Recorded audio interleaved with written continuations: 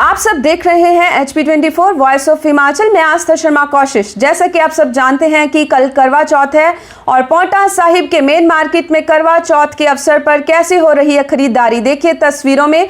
हमारे संवाददाता अनीश शाह जी ने वहां जाकर जायजा लिया। बिजली के कनेक्शन के लिए बढ़ाए गए दामों के बारे में अमरिंदर सिंह नाटी जी से विचार जानते हैं और अमरिंदर सिंह नाटी जी का कहना है कि सरकार हर तरफ से फेल है। हिमाचल प्रदेश की सरकार ने जिस तरह से पहले बिजली की कीमतें बढ़ाई, बसों का किराया बढ़ाया, अब जो डोमेस्टिक मीटर लगने हैं उसकी दर सीधी 3,000 रुपये से 11,500 रुपये की है और जो खेती के ट्यूबवेल उसके कनेक्शन के लिए जो सिक्योरिटी है वो 350 रुपये पर किलोवाट से सीधे बढ़ा के 4,900 रुपये पर किलोवाट कर दी है, जो सीधे 14 गुना की बढ़ोतरी है। इसका कोई औचित्य समझ में नहीं आता। मुख्यमंत्री जी और माननीय ऊर्जा मंत्री जी खुद दावा करते हैं कि वो किसान पृष्ठभूमि से आते हैं, तो अगर किसान पृष्ठभूमि से आते हैं और उनको फिर भी किसानों का दर्द नहीं पता, और इस कोरोना के काल में हिमाचल प्रदेश में पर्यटन का कारोबार बुरी तरह ठप हुआ है, उद्योग धंधे चौपट हो चुके हैं, इस बार दिवाली तक का त्यौहार फीका चल रहा है, ऐसे समय में भी उनको ये कीमतें बढ़ा के और वाहन की रजिस्ट्रेशन भी अब बढ़ा दी है। सरकार क्या साबित करना चाहती है? ये जो डबल इंजन की सरकार है बुरी तरह फ्लॉप है और हमारा स्पष्ट आरोप है कि जनता की तरफ सरकार का बिल्कुल भी ध्यान नहीं है। सरकार अपने आप में मस्त है। अब जनता ही सड़कों पे उतर के सरकार की आंखें खोलेगी। शिमला में state narcotics control crime control unit की टीम ने एक नशा तस्कर को 4 किलो 55 ग्राम अफीम के साथ गिरफ्तार करने में सफलता हासिल की है। हमारे संवाददाता सोमदत्त जी की रिपोर्ट।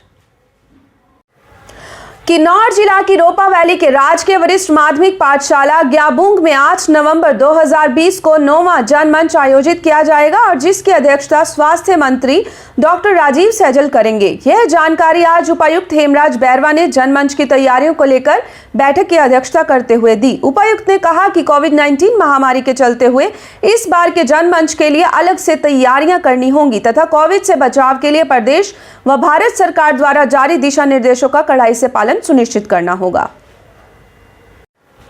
हमारे संवाददाता सोमदत्त जी की रिपोर्ट के अनुसार हिमाचल के निजी स्कूलों में फीस मामले की मंगलवार को हिमाचल हाईकोर्ट सुनवाई होगी। लॉकडाउन के दौरान की पूरी फीस वसूलने पर रोक लगाने की लाखों अभिभावकों की आस है और मंगलवार की सुनवाई के दौरान फीस को लेकर लिए गए फैसले से सरकार हाई कोर्ट को अवगत कराएगी। उल्लेखनीय है कि 27 अक्टूबर को कई राज्य मंत्रिमंडल की बैठक में सरकार ने निजी स्कूलों से वसूली जा रही ट्यूशन फीस की व्यवस्था को समाप्त करने का फैसला लिया था। या तो रखे अभिमान, पिया तो बीती यादों से नाता सहेजना सीखा, हाथ थाम कर जिनके चलना सीखा, गिरने लगती जब तो उनसे संभलना सीखा,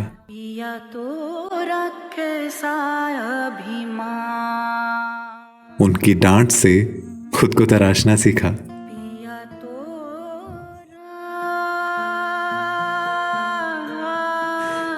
घर से दूर होकर भी दिल को हमेशा यह एहसास रहता है उनका प्यार और फिक्र हमेशा मेरे साथ रहता है।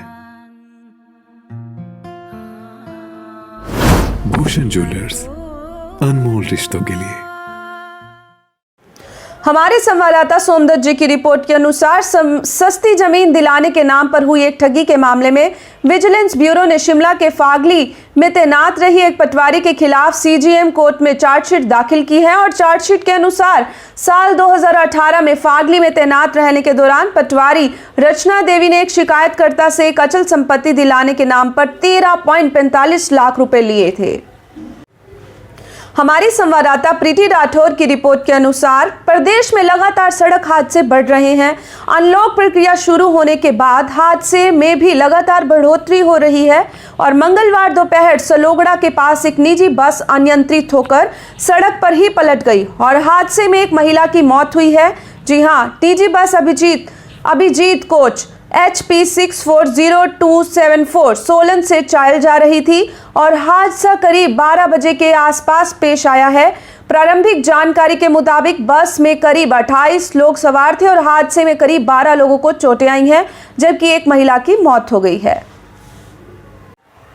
सोलन जिला का 18वां जनमंच 8 नवंबर 2020 को अकरी विधानसभा क्षेत्र के अंतर्गत राजकीय वरिष्ठ माध्यमिक पाठशाला बथालंग में आयोजित किया जाएगा और यह जानकारी उपायुक्त सोलन केसी चमन ने दी। केसी चमन ने कहा कि जनमंच कार्यक्रम की अध्यक्षता बहुउद्देशीय परियोजनाओं एवं ऊर्जा मंत्री सुखराम चौधरी करेंगे। कार्यक्रम 8 नवंबर 2020 को प्रातः 10 बजे आरंभ होगा।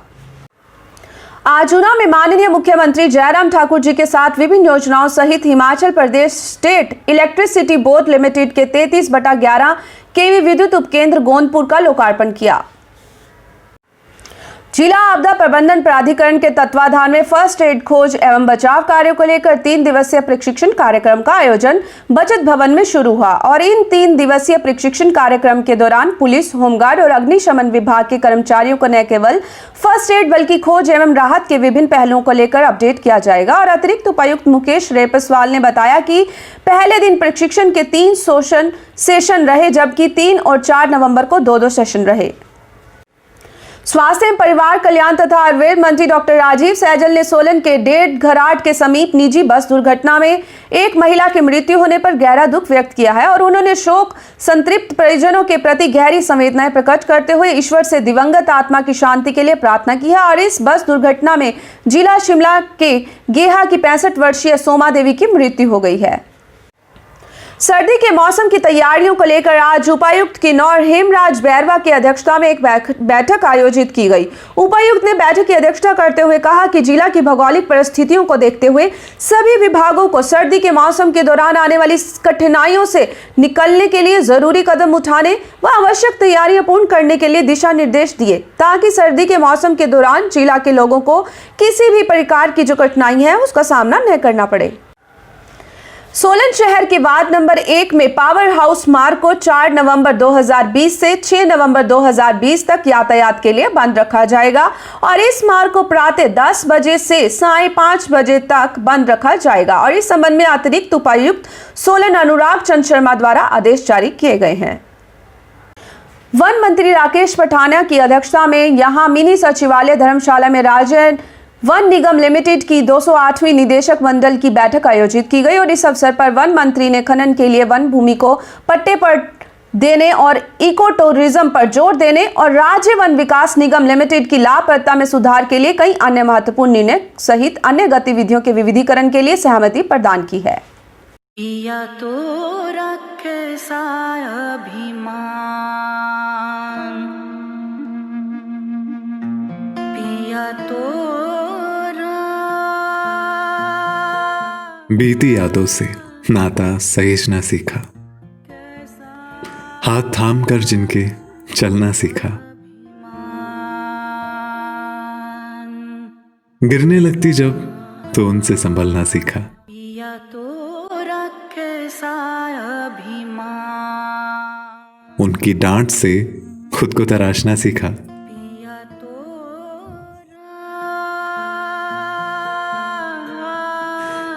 घर से दूर होकर भी दिल को हमेशा यह एहसास रहता है, उनका प्यार और फिक्र हमेशा मेरे साथ रहता है।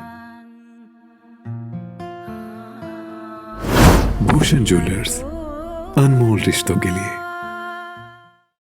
स्वास्थ्य एवं परिवार कल्याण तथा आयुर्वेद मंत्री डॉक्टर राजीव सैजल ने कहा कि केंद्र सरकार की सकारात्मक सोच और विकास केंद्रित नीतियों के कारण देश की अर्थव्यवस्था कोविड-19 संकट के समय में भी पुनः मजबूत हो रही है। और डॉक्टर सैजल आज सोलन में किया शोरूम का शुभारंभ करने के उपरांत उपस्थित जनप्रतिनिधियों एवं किया शोरूम के प्रबंधक, निदेशक, कर्मियों व अन्य से विचार विमर्श कर रहे थे।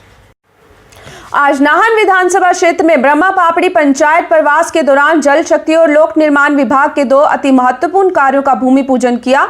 जल जीवन मिशन के तहत पेयजल योजनाओं को सुदृढ़ करने के लिए 2 करोड़ रुपए की लागत से 7 परकोलेशन वेल यानी बड़े कुएं तैयार किए जा रहे हैं और ये कुएं ब्रह्मा पापड़ी पंचायत के ब्रह्मा पापड़ी, पालियो पंचायत के पालिया और अंधेर, विक्रमबाग के विक्रमबाग और ढाका वाला, तेवनी पंचायत के ढेला और नाहन पंचायत के खजुरन में स्थापित किए जाएंगे। अमरिंदर सिंह नाटी जी ने आरोप लगाया है कि पुलिस लैंड माइनिंग व्हीकल्स की आवाजाही को रोक नहीं पा रही है और समय सारिणी के अनुसार वाहन जो है नहीं चल पा रहे हैं। आइए जानते हैं अमरिंदर सिंह नाटी जी से कि उन्होंने क्या आरोप लगाए हैं। अभी पिछले दिनों एक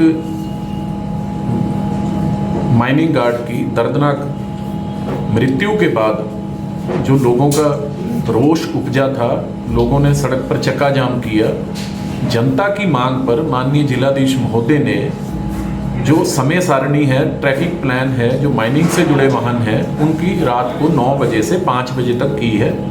लेकिन हमारा स्पष्ट आरोप है कि जो पुलिस प्रशासन है वो इस व्यवस्था को और माननीय जिलाधीश के आदेश को लागू करने में या तो असमर्थ है या लागू करना ही नहीं चाह रहा। गाड़ियाँ बेधड़क इस समय सारणी से बाहर भी चल रही हैं। एक बार फिर से ग्रामीणों को उन गाड़ियों को खुद अपने लेवल पे चेक करना पड़ा, तब जाके पुलिस ने उसमें हस्तक्षेप किया है।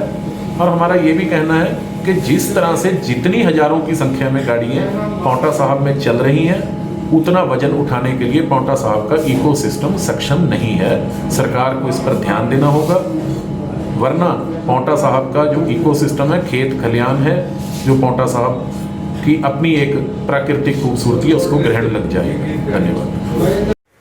मुख्यमंत्री श्री जयराम ठाकुर ने हरोली विधानसभा क्षेत्र में बल्क ड्रग पार्क के प्रस्तावित स्थल का निरीक्षण किया और उन्होंने कहा कि इस महत्वपूर्ण परियोजना को स्वीकृत करने एवं ऊना के हरोली में स्थापित करने हेतु हमने केंद्र सरकार के समक्ष प्राथमिकता से मांग रखी और हमें विश्वास है कि केंद्र सरकार इस मांग को भी पूरा करेगी। प्रसिद्ध बॉलीवुड स्टार गोविंदा अपनी धर्मपत्नी सुनीता आहूजा के साथ आज सुबह मां चिंतपूर्णी के मंदिर में मां के दर्शन के लिए पहुंचे। चिंतपूर्णी मंदिर में पहुंचने पर गोविंदा ने बताया कि मां चिंतपूर्णी में उनकी गहरी आस्था है और वह काफी समय से मां चिंतपूर्णी के मंदिर में आने के लिए प्रतीक्षा कर रहे थे, क्योंकि कोरोना महामारी के चलते पिछले कुछ महीनों से मंदिर के कपाट बंद थे और ऐसे में मां चिंतपूर्णी से लगातार प्रार्थना कर रहे थे कि जल्द ही मंदिर के कपाट खुले और वह दर्शन के लिए आए।